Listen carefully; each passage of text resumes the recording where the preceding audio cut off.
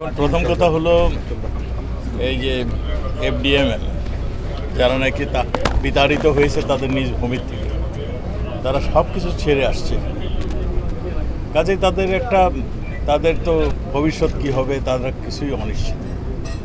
সেই জন্যই আমরা অনেক আগের থেকে বলে আসছিলাম যে এদেরকে তাড়াতাড়ি যদি আমরা রিপাট্রিয়েট না করতে পারি এখানে অসন্তোষ জাগবে, এখানে ইন্টারন্যাশনাল টেরোরিস্টদের একটা হাব হয়ে যেতে পারে, আর এখানে অস্ত্র ঝঞ্ঝানি হতে পারে, অনেক কিছু হতে পারে।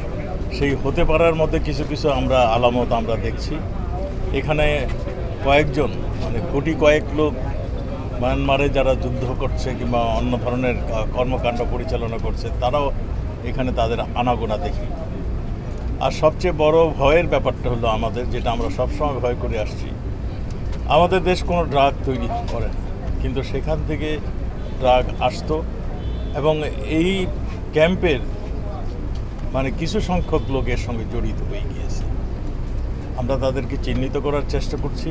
আর যারা এই রকম অস্ত্র নিয়ে ক্যাম্পে আনাগোনা করে কিংবা রক্তক্ষরণ হয়েছে আপনারা 2-4টা দেখেছেন, তাদেরকে চিহ্নিত করা হলো আমাদের মূল কাজ এবং তাদেরকে আইন অনুযায়ী তাদের ব্যবস্থা নেওয়া, এই সবগুলি আমরা করছি।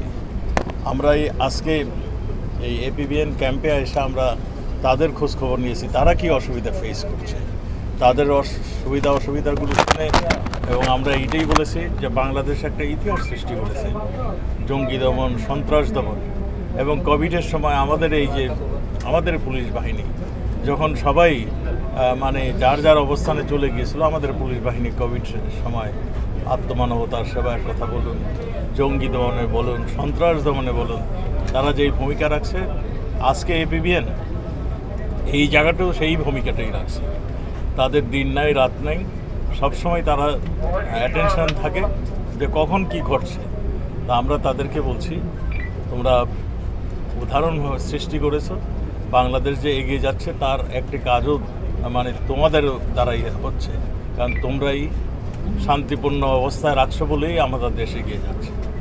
এদেরকে আরও ভিজিল্যান্ট হওয়ার জন্য, সন্ত্রাসীরা কোথায় আছে সেগুলি দেখার জন্য, আর তারা যেন আরও ভালো সুন্দরভাবে কাজ করে তারই কিছু পরামর্শ আমরা দিয়েছি। আমরা মনে করি আমাদের পুলিশ ফোর্স অত্যন্ত চৌকস, অত্যন্ত তারা নিবেদিত, তাদের অর্পিত দায়িত্বটা সঠিকভাবে পালন করছে বলেই আমরা আজকে ভালো আছি।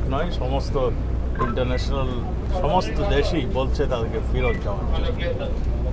মায়ানমার আপনারা জানেন ওদের অনেকগুলি এথনিক গ্রুপ যুদ্ধ করছে, এই এখন দেখছেন আরাকান আর্মি যুদ্ধ করছে, আর তাদের আমাদের সীমানার পাশেই দেখবেন চীন রাষ্ট্র বলে একটা ভূখণ্ড রয়েছে, তারা বলতেছে নাকি স্বাধীন। এইরকম অনেক ঝামেলা তারা ফেস করছে, এবং তাদের আমরা অনেক সময় দেখেছি তারা আমাদের সঙ্গে যে সমস্ত কমিটমেন্টগুলি করেছে, আমাদের ড্রাগের সমন্বিতভাবে কাজ করব বলে আমরা একটা এমইউ করছি, এমইউ পর্যন্তই শেষ, আর কোনো কাজ তারা করেনি, সহযোগিতা করেনি। আমাদের এদেরকে ফিরিয়ে নেওয়ার জন্য আমি মায়ানমারে গিয়েছি, সেখানে আমরা একটা এমইউ সাইন করেছি কীভাবে 2017-তে কীভাবে এরা ফেরত যাবে, তার একটা এমইউ হয়েছিল, সেই এমইউ পর্যন্তই শেষ, তারপর কোনো কাজ হয়নি। আমাদের সব সংস্থাই কাজ করছে তাদের ফিরিয়ে নেওয়ার জন্য। আমরা মনে করি তারা ফিরিয়ে নিবেন, কিন্তু সেই দিন যত